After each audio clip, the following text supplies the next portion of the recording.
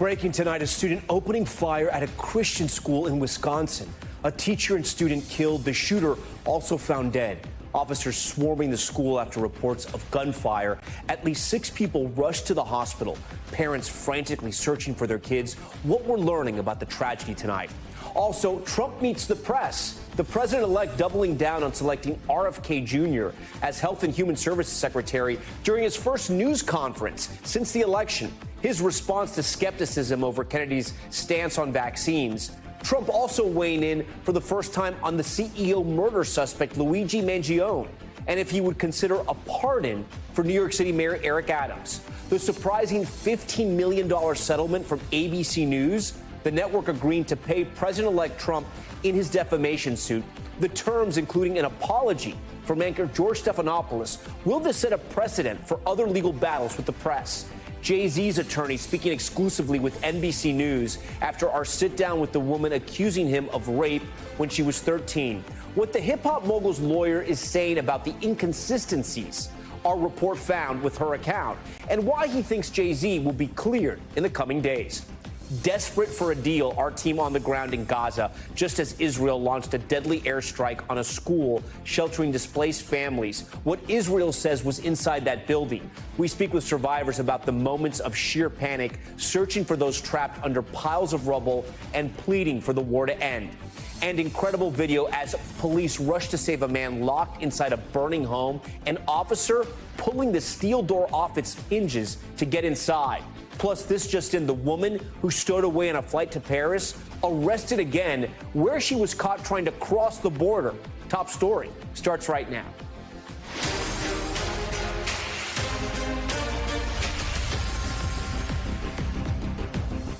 Good evening. Tonight, a community in shock and grieving after a teenage student walked into a school in Madison, Wisconsin, and opened fire. The shooter killing a teacher and another student at Abundant Life School.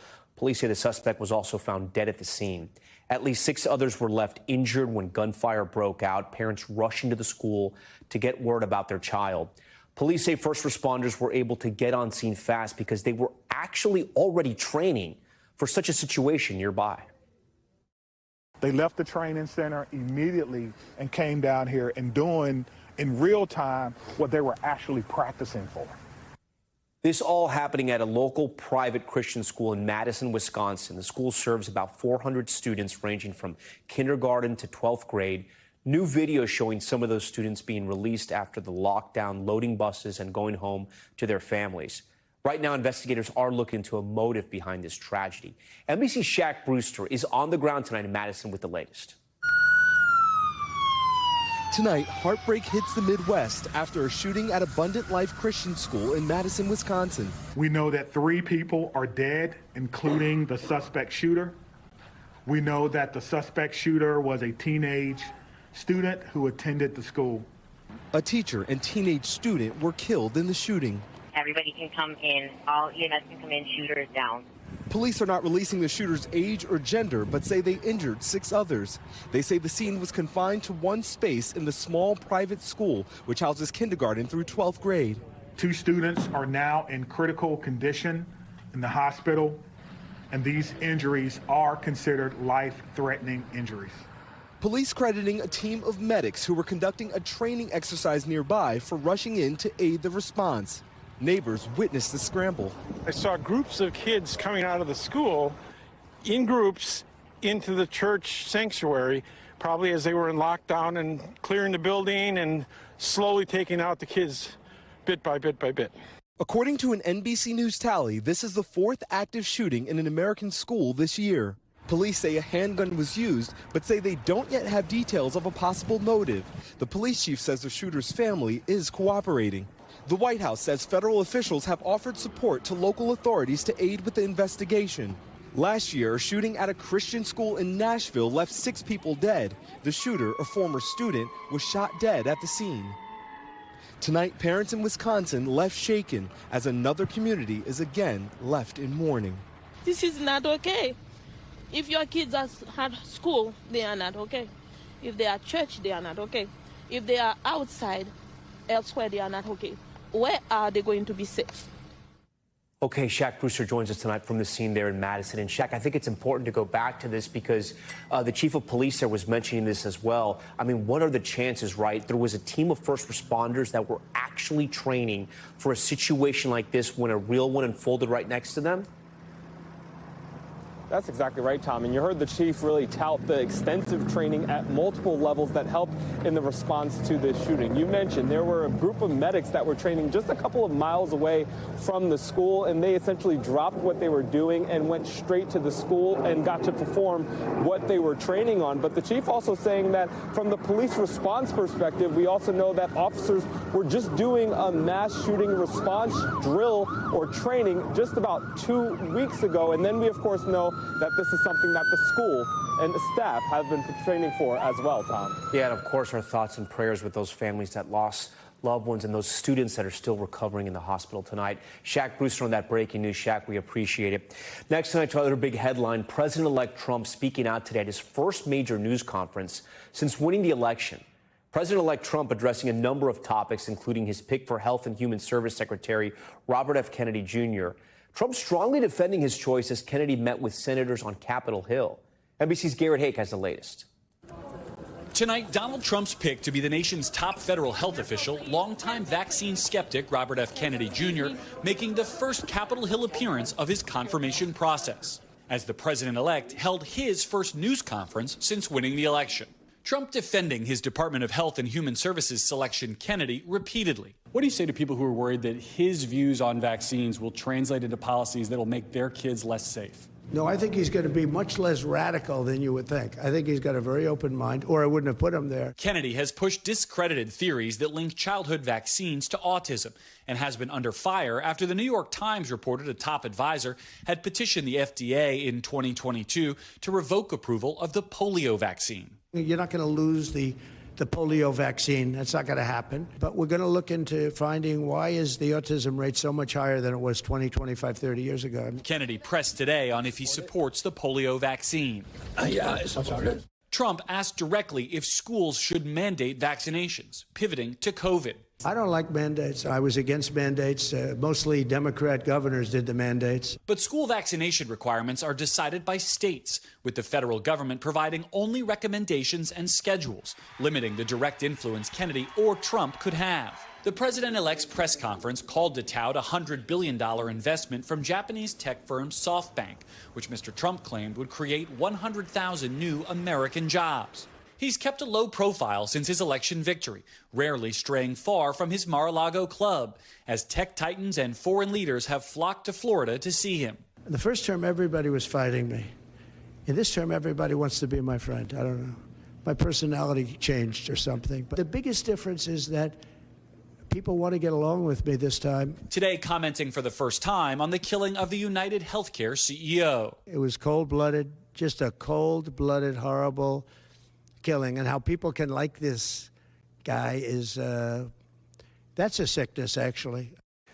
All right, Garrett Hake joins us tonight from West Palm Beach. Garrett, a lot of news happening there in Mar-a-Lago. I do want to ask you about some news that's breaking late tonight about TikTok CEO, who's apparently meeting with President-elect Trump at Mar-a-Lago. And this meeting came just hours after TikTok asked the Supreme Court to block the law that would ban the app used by more than 100 million Americans if it's not sold by its Chinese parent company by January 19th.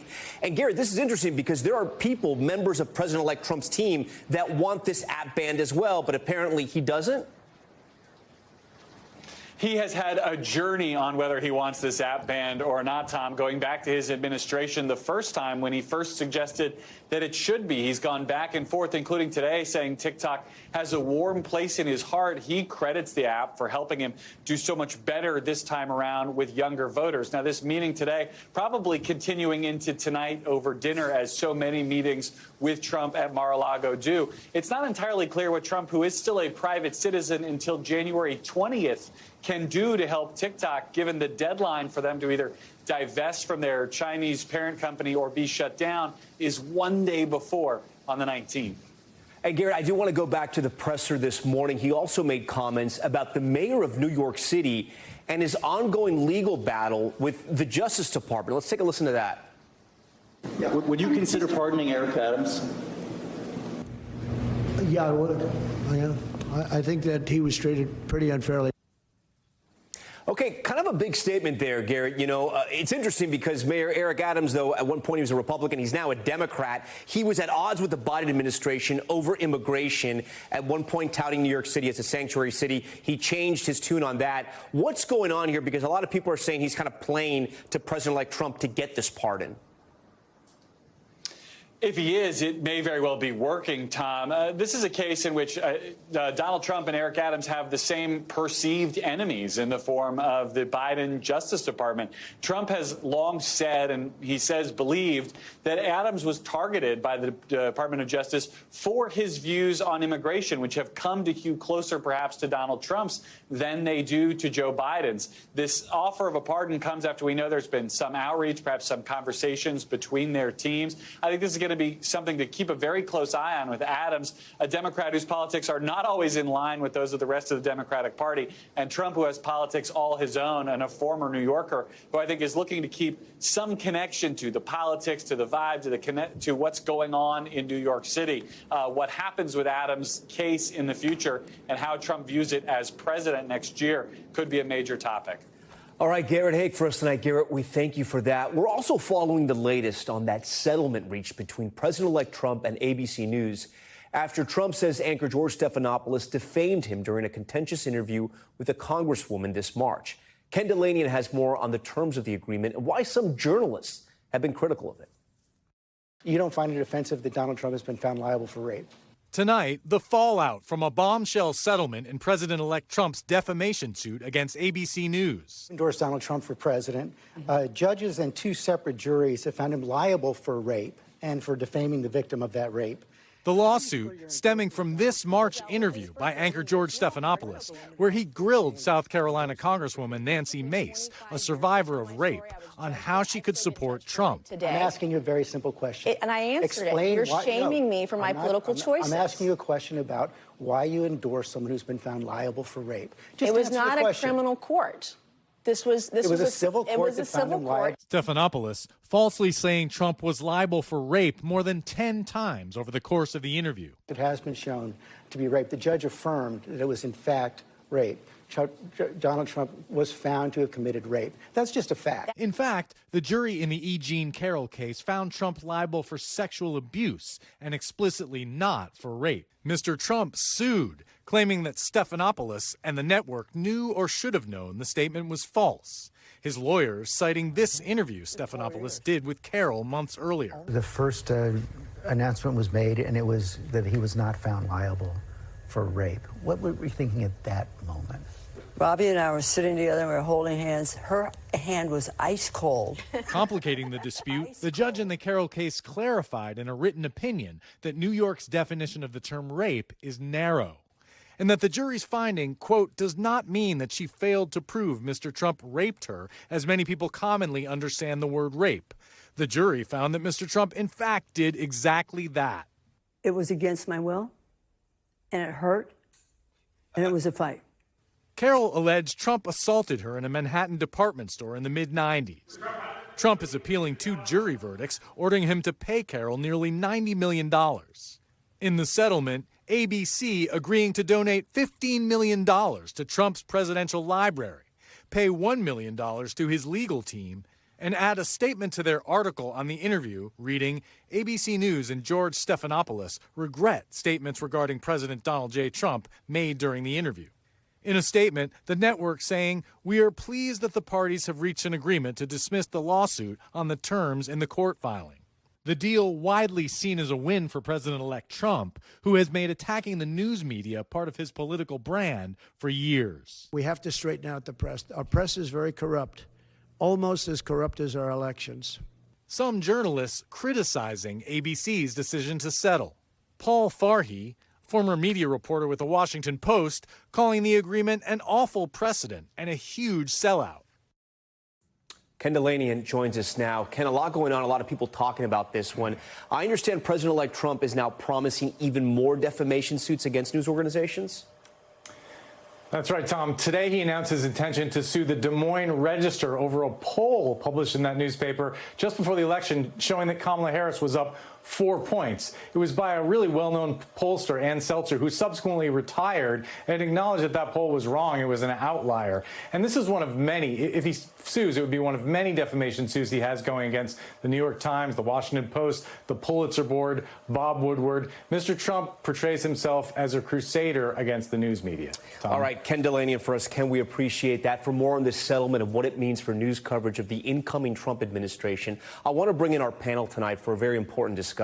NBC News legal analyst Danny Savalos, you know him. He's a good friend to Top Story, and NPR media correspondent David Folkenflik, who's been covering the beat for a very long time. I thank you both for being here. So, Danny, you heard what George Stephanopoulos said there in that interview, and I do want to tell our viewers, I worked at ABC News. I worked with George Stephanopoulos. I have a lot of respect for both the news organization and for George. I do want to put that out there. But I do want to ask you, what did you think? Did Trump have a good case here? It was not the best defamation case. I mean, only because of what we already talked about, which is the nuanced difference between sexual assault and rape. And by the way, it's defined differently even among the several states. I mean, they all have their own definitions. So it wasn't black and white. It wasn't a slam dunk for Trump. No, some defamation cases are slam dunks. Those are usually defamation per se. You say someone committed a crime that they clearly did not. Arguably, that's what happened here. But instead of accusing someone of a crime where there was no crime whatsoever, there was at least some suggestion of a crime somewhat closer to the crime that was alleged. Filed in Miami, Florida, South Florida, which turned red for the first time in a very long time on the political spectrum. Would that have any effect on you if you were representing ABC News and saying, should I take this case or not? Well, what's interesting is that if you're a plaintiff, that's somewhere you don't want to file, whether it's defamation or any other case. You generally want to file in urban city environments because the jury pools there are used to paying more money for things and they're used to bigger dollar amounts. They know someone who makes a multi-million-dollar. So a multi-million-dollar verdict is something they're not afraid to give. But it's very interesting that a plaintiff would choose to file in red Florida, in a place that isn't probably the most appetizing place. If you got a great defamation case, file it right here in Manhattan. You normally, if you're a regular plaintiff, have a good jury pool. But if you're Donald Trump, you're with a jury pool in Manhattan that isn't that fond of you. David, put this into perspective, right? And not only for us who obviously work in the media, but for our viewers who are watching this. What kind of message do you think this sends for the American media in general? Or is too much being made about this and maybe ABC News made a mistake? How do you see this? I think that we have to be living in a world where we can hold more than one idea in our head at the same time. If you take the focus onto George Stephanopoulos, he screwed up, and the network didn't clarify or correct it. He was speaking adjacent to the facts, but it wasn't factual, and it's about something serious. Was the former president found to be liable in a civil trial for rape under New York state law? No. In fact, they expressly decided not to find him liable on that, but they found him guilty of liable, different term, of sexual abuse, and that's a very serious thing as well. That should have been corrected. Secondarily, this is generally would be thought of as a very tepid case. I would, affirm what Danny said, but also, the Supreme Court's ruling of 60 years ago that's still binding, at least at the moment, called Times v. Sullivan, about, how much free rein you have to criticize public officials and get it in some ways somewhat wrong, offers real amount of running room to afford Americans as well as journalists the right to have, a strong public critique of their officials and not have to be technically accurate in every single scintilla of detail. So what this says, I think, is, it's hard to look away from this. That $15 million plus an extra $1 million of legal costs is a huge and gaudy figure for ABC News and even for its huge corporate parent, Disney, to cough up. It compels our attention. It puts ballast, on Trump. It puts wind beneath his wings, right, as he goes after the press, as our viewers have just seen a moment or two ago in the preceding report. So I think that this does give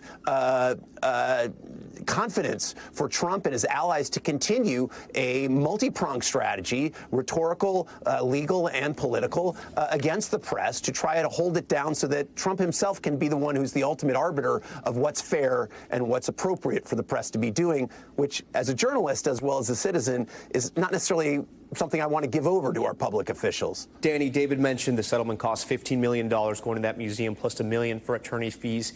Is that a big number for a defamation case like this? I'm a plaintiff's attorney, and Tom, what I'm about to say is heresy. It'll probably get my card pulled, but we have lost our mind with defamation cases.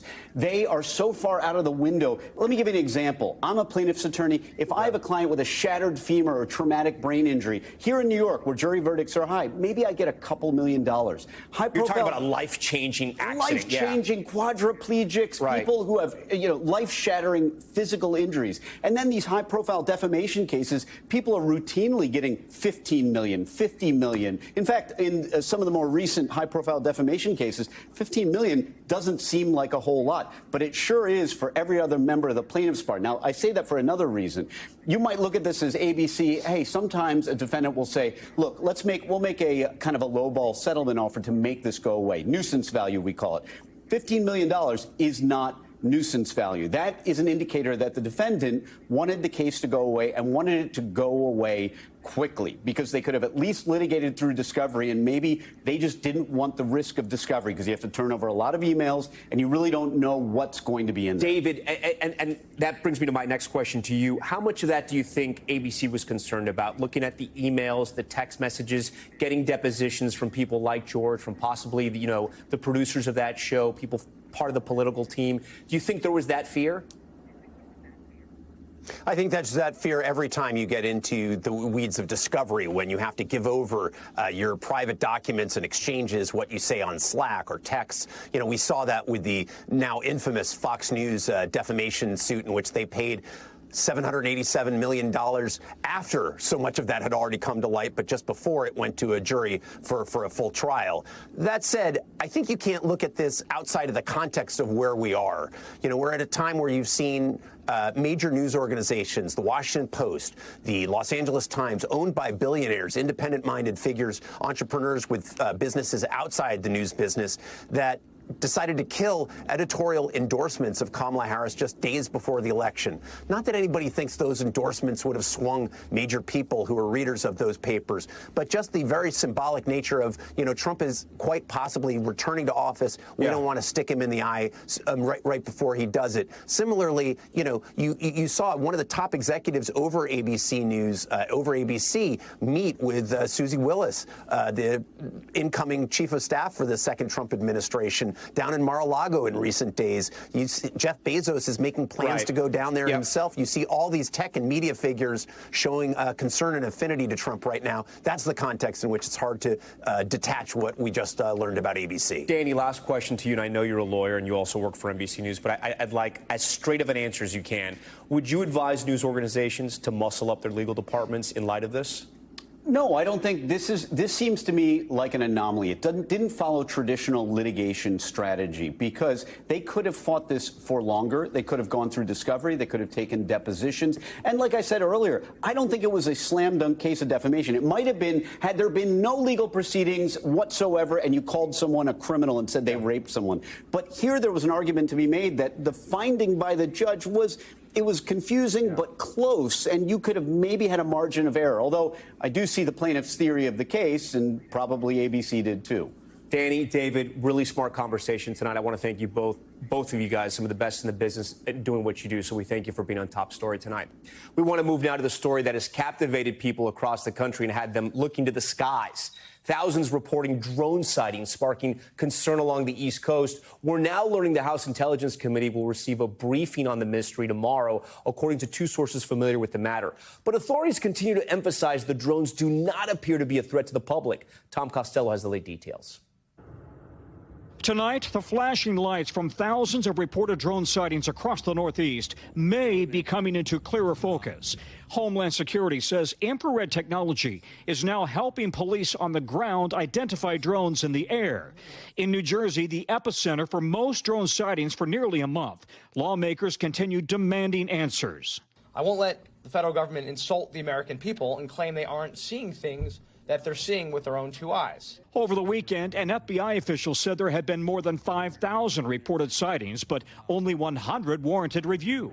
The vast majority appear to have been planes, helicopters, and legitimate drone operations, though President-elect Trump today suggested the government or military knows more about the drones than they're saying. Something strange is going on. For some reason, they don't want to tell the people. We have not identified anything anomalous or any national security or public safety risk over the civilian airspace in New Jersey or other states in the Northeast. Meanwhile, a company specializing in drone radar, Robin Radar, is now working with state police in New Jersey.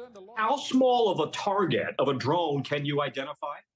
Yeah, so we can, everything in radar comes down to how big it is, what's it made of, how fast is it moving. Because drones fly so low, FAA aviation radar typically doesn't spot them. FBI and FAA officials have said most drone sightings appear to line up with airport takeoff and landing patterns, suggesting the public might be mistaking regular air traffic, even passing satellites, for drones. Drones are legal in daylight and nighttime. The FAA requires they remain under 400 feet. They must stay at least 5 miles from airports and restricted areas, be in the line of sight of the drone operator, and the drone operator must have a license for larger drones and any commercial activity.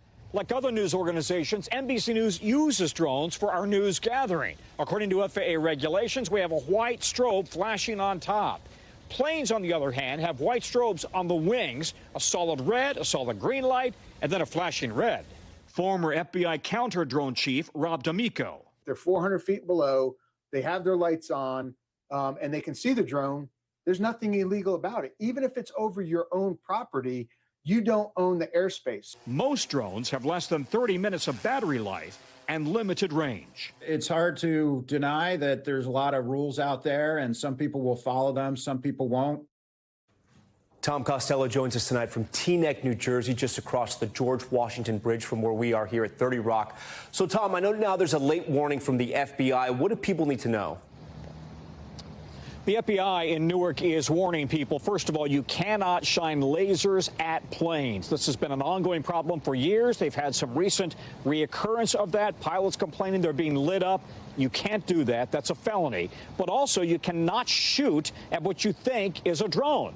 Let's underscore, drones are legal. They're legal to fly in daylight and in nighttime. And if you shoot at something you think is a drone, it could end up being a plane, a helicopter, a medevac chopper, or a legitimate drone.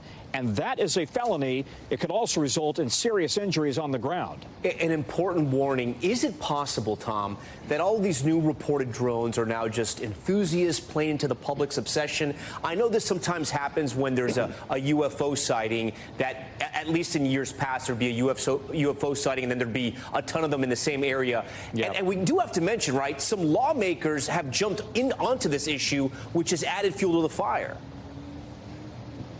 Yeah, and some of that has been disinformation that's been proven to be false. Listen, every expert I talk to say that's exactly what they believe is part of the equation here. There are more drones in the skies. Again, they're legal.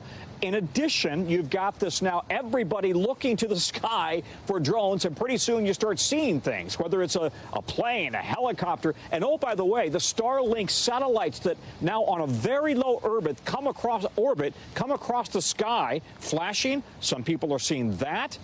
And then also some people may be thinking they see something. In fact, there's really not much there. So all of this together, in addition to, yes, there are more drones, maybe more hobbyists out there. They're kind of having fun with this, getting everybody worked up. All of that creates the big picture. At least that's the thinking right now. All right, Tom Costello on that drone beat again tonight. Tom, we thank you for that. Still ahead tonight, our exclusive one-on-one sit-down with Jay-Z's lawyer, as the hip-hop mogul faces a civil suit accusing him of raping a woman when she was a teen. What his attorney is saying tonight after our recent interview with the accuser. Plus, the former co-founder of Ozzy Media, remember him? Sentenced to prison time. The years behind bars Carlos Watson now faces after lying to investigators. And the dramatic rescue caught on camera, an officer prying open a door with his bare hands to save a man that was trapped inside as his house was on fire. Stay with us for more of that video. It's coming up after this break.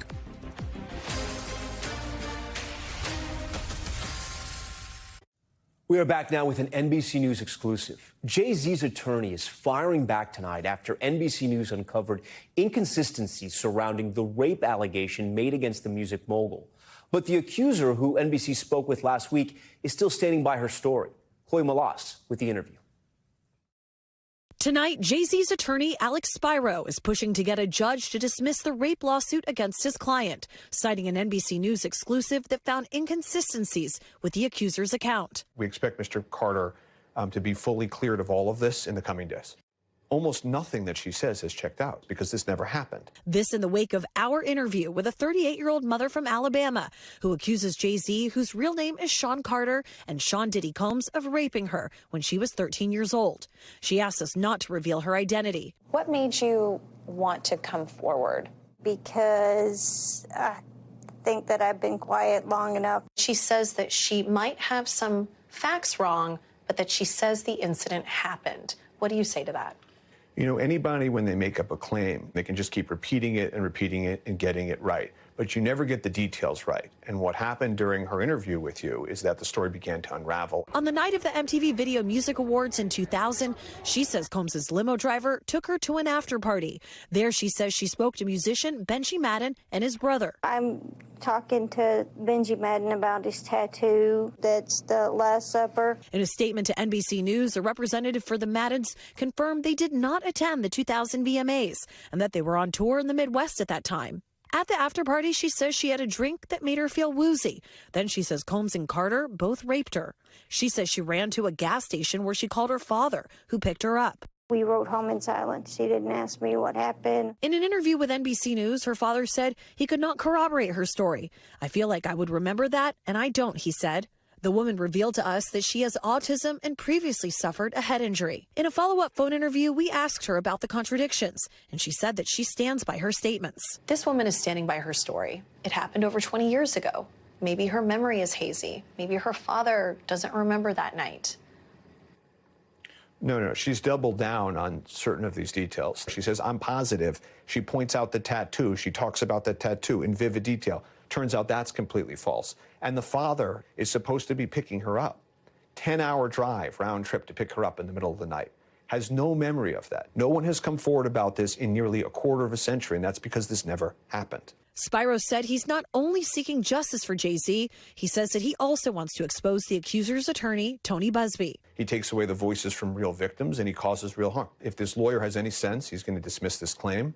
I don't know whether he has any sense. Busby, who has filed more than 20 lawsuits against Combs, told NBC News that he is continuing to vet the accuser's claims and that she has agreed to undergo a polygraph this week. A representative for Combs called the suit a shameless money grab. Since your attorneys refiled the lawsuit against Combs naming Jay-Z, he has come out with a very long statement saying that this is completely not true and that this is all about trying to get money from him. What do you say about that? I haven't asked for a dime from him. It's not everything is motivated by money, and I'm sorry that he feels that it is. This woman also told us on camera last week that this isn't about money. Well, let's be serious. A lawyer like this is not sending out these letters not to make money. He wants money and fame. He doesn't care about truth and justice. And that's what's going on here. Chloe Malas joins us in studio. So, Chloe, explain this to me. The attorney for the plaintiffs, Tony Busby, right? He is sticking by his client even though you've been able to report these inconsistencies and they are now out there in the public? Yes, and because of our exclusive report here on Top Story, he's actually going to have Jane Doe do a polygraph test. He says he hasn't done it yet, but that they are going to be doing it this week. He also said in a statement to us moments ago that their conduct throughout all of this has been beyond reproach and will continue to be, even though that's not what you're hearing Alex Spiro, Jay-Z's attorney, what he's saying. Also, I just want to show you, Jay-Z's team created a timeline. Obviously, even though this took place allegedly 24 years ago, right? They are saying that there is just no way that he could have been at the VMAs. He's on camera there until the end of the VMAs, which ended right after 11, and that there are photographs of him at the Lotus Club in Manhattan, and they say he was there till 3 a.m. and then he went to the music studio. So again, they are adamant that he was not at that party. That he was not at any sort of after party. I do want to ask you this. What is Jay-Z's sort of legal team strategy in describing the relationship between Diddy and Jay-Z? Because there are a ton of photos of them over the years, obviously before these allegations came out. And this civil suit, Tom, originally just named Combs, and then it was amended last weekend to include Jay-Z. What Alex Spiro said to me today is that although publicly Jay-Z supported Diddy, they were not best friends. They were not as close as you thought that they were. So in terms of knowledge of what went on allegedly at these white parties and what took place allegedly in these civil suits and the criminal charge and the trial, he says Jay-Z has no knowledge of any of that. Again, he publicly supported him as a fellow musician and someone where they came up together in the industry, but that they weren't as close as you thought.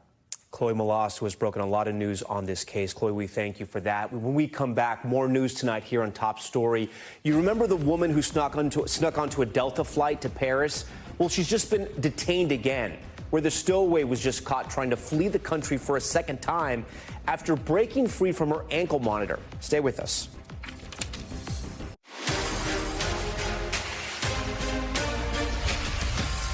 Okay, welcome back. Time now for Top Story's news feed. We start with the FBI now looking into a shooting that happened at a federal courthouse in Pennsylvania earlier today. Law enforcement officials say a federal courthouse security guard shot a man multiple times after he allegedly stormed the courthouse with a knife and then attempted to attack an officer.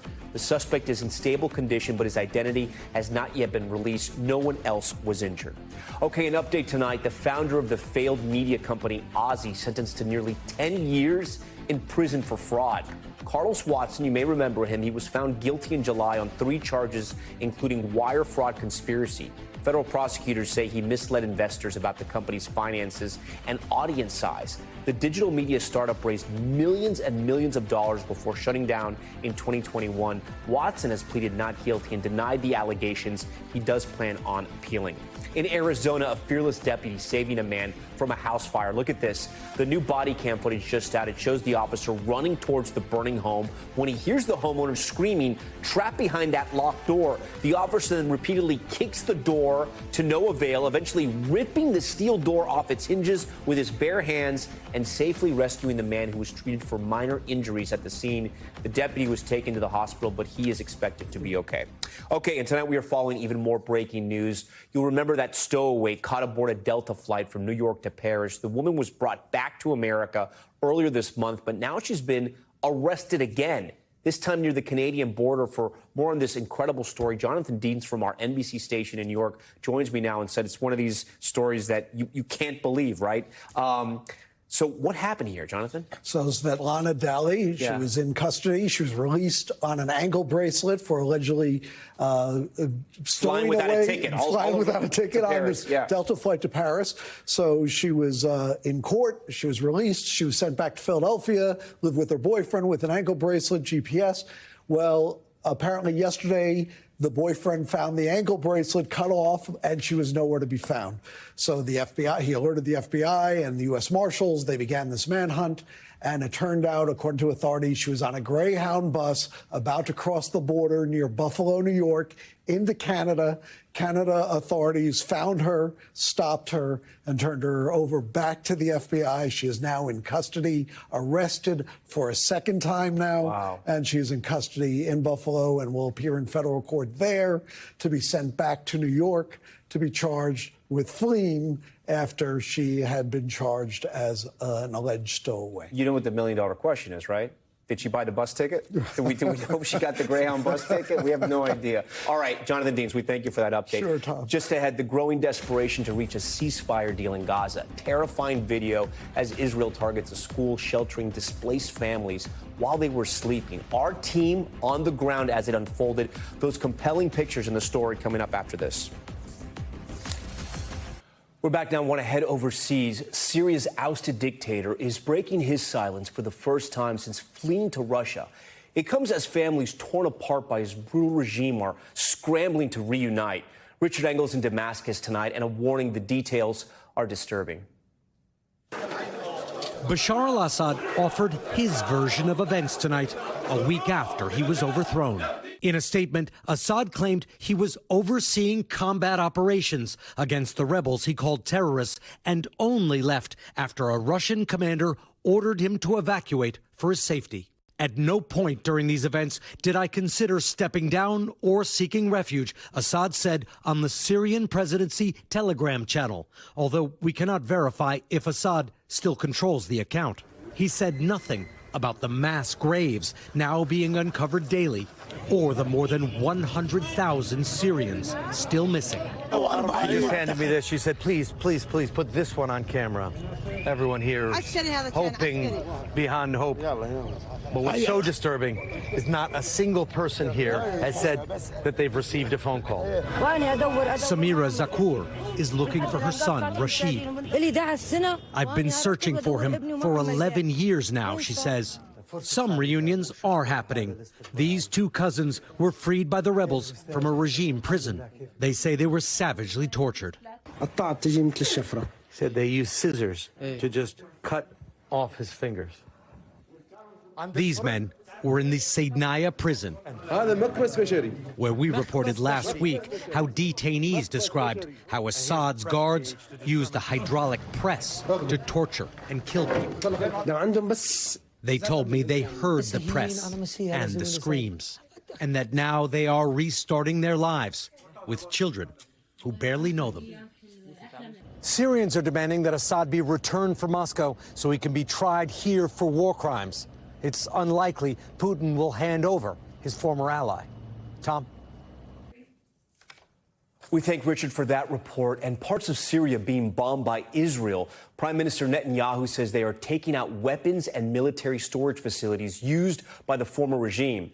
This as there appears to be new momentum towards a ceasefire deal in Gaza. Israel's defense minister saying, quote, a deal is closer than ever, but as negotiations continue, so do Israeli strikes. Raf Sanchez takes us inside the aftermath of one of those strikes.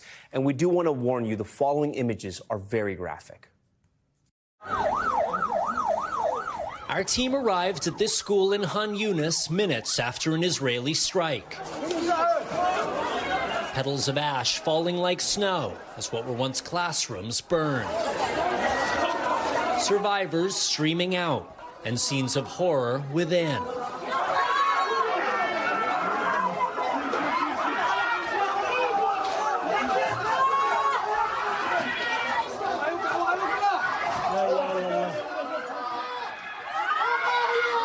Where are you? Answer me, this man screams. In the chaos of the stairway, he finds his sister, searching for her missing daughter. Another man, barefoot, steps through rubble, reaching what looks like a pile of blankets. But beneath, the bodies of his family.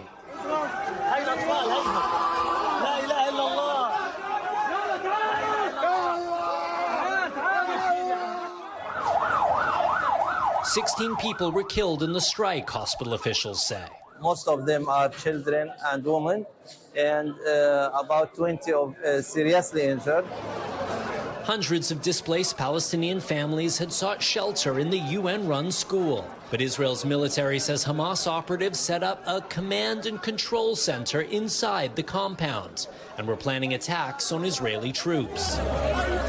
The IDF says it took steps to minimize harm to innocents, including using precise weapons, but has not provided evidence of Hamas activity inside the school. Allahu Akbar! More than 45,000 people have now been killed in Gaza since the October 7th Hamas attack, according to the health ministry. That figure does not distinguish between civilians and militants. When the sun rose, our team returned to the site of the attack. Survivors picking through the rubble, trying to salvage their few belongings. Bisana Studi lost both her husband and mother in the strike.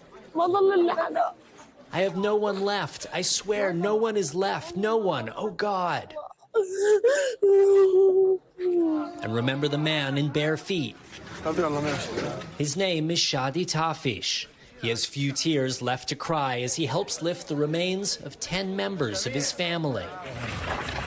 Part of an exhausted procession heading to the graveyard, carrying small bodies and praying for this war to end.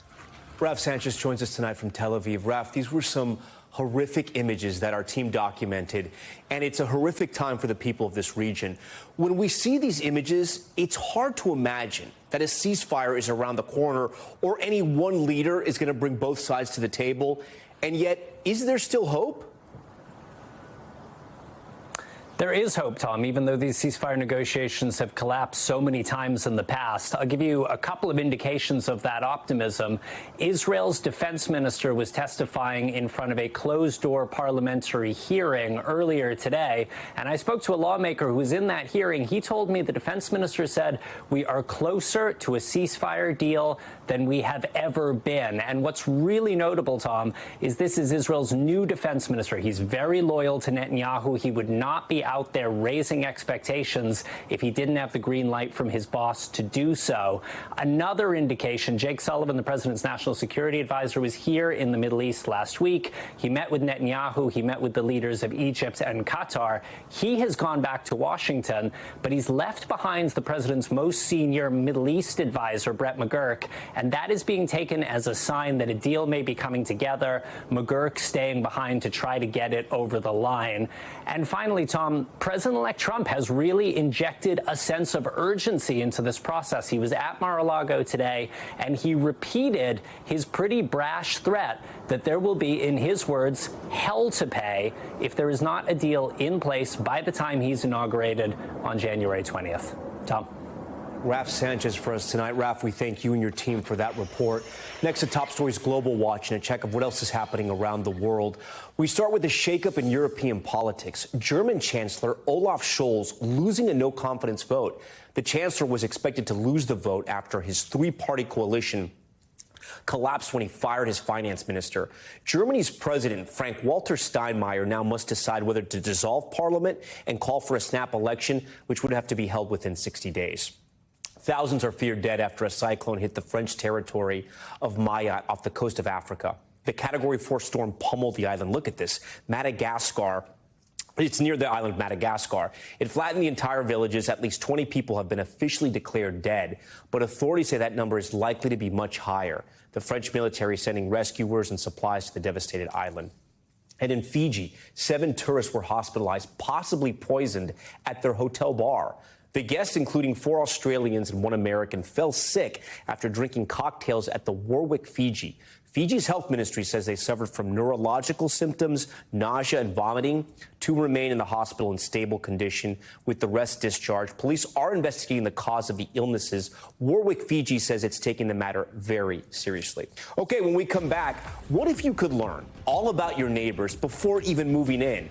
A new real estate platform will let users access an unprecedented amount of neighborhood data, including political affiliations. So could this be the future of home buying? That's next.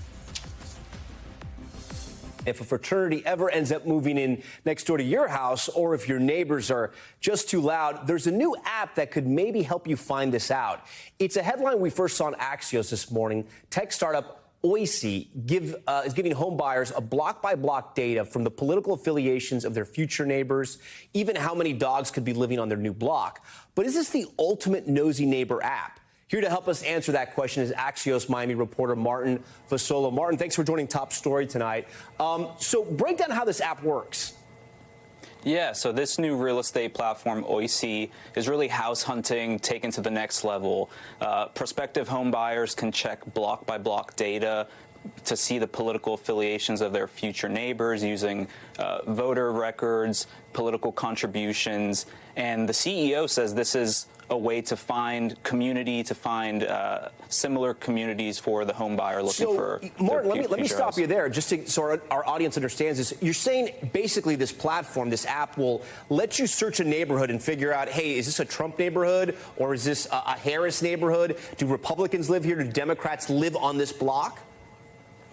That's the goal, yes. When this is soft launching this month, it's going to have the most up-to-date presidential results block by block. So exactly that, yes. Do you think this is important to home buyers? I mean, you cover South Florida there for Axios in an area, obviously, that is exploding. The real estate market is always up or down. Lately, it's been very, very high. But how important do you think data like that is to prospective homeowners?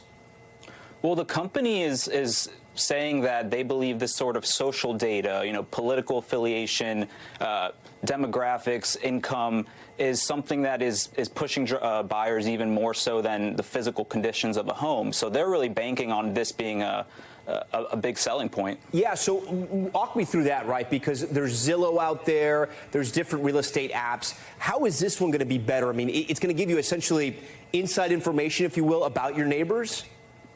Yeah, they are pitching this as never before available data that doesn't take you house by house, but it takes you block by block, and you can see if it's a red or a blue street. You can see how many dogs are living in the future condo building. You can see, the typical Zillow details of typical home descriptions. Yeah. But this is the next level of that, yeah. Let's sort of look at this from 30,000 feet, if you will, right? I mean, is this a platform, an app that can further divide us? Right. And I ask that because, I mean, maybe you don't want to live in a neighborhood that voted for Kamala Harris. Maybe you don't want to live in a neighborhood that voted for Donald Trump. But, I mean, conversations are important, right? And if we keep dividing ourselves even block by block, couldn't that make the country even more polarized? That's the exact question I posed to CEO Hugh Nierenberg. And I asked him, is this just going to let us, self-isolate more, be in our bubbles? He said this is more about bringing people together. He thinks if someone is falling in love with a home, knowing that their street identifies with their beliefs could push them over the top into buying the home. So it's more of building community. But personally, I live on a street in Hollywood, Florida, and I don't know the voting affiliation, the party affiliation of my neighbors. We don't really talk about politics. So I think that's a very fair question when I asked them. Yeah, it'll be interesting to find out, too, how they sort of break this down, if red neighborhoods gain more value than blue neighborhoods and how that all works. But it's interesting data and a very interesting read. We thank you for joining Top Story tonight. Thank you so much. All right, and we thank you all for watching Top Story. I'm Tom Llamas in New York. Stay right there. More news on the way. Thanks for watching. Stay updated about breaking news and top stories on the NBC News app or follow us on social media.